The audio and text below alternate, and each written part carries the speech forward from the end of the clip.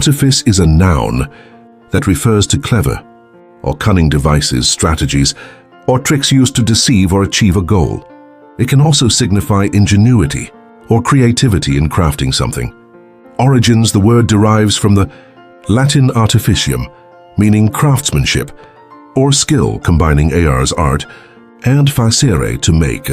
Over time, it came to include the idea of trickery or deception, explanation and usage.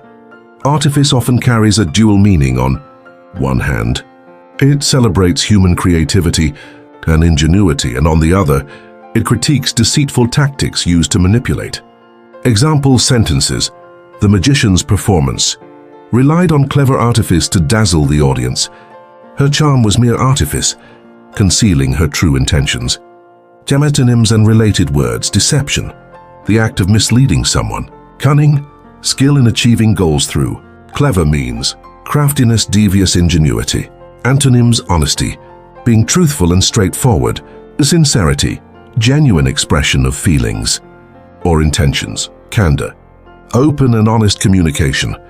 The key takeaway: Artifice highlights the fine line between skillful creativity and calculated deception, making it a powerful term for describing both human ingenuity and manipulative tactics.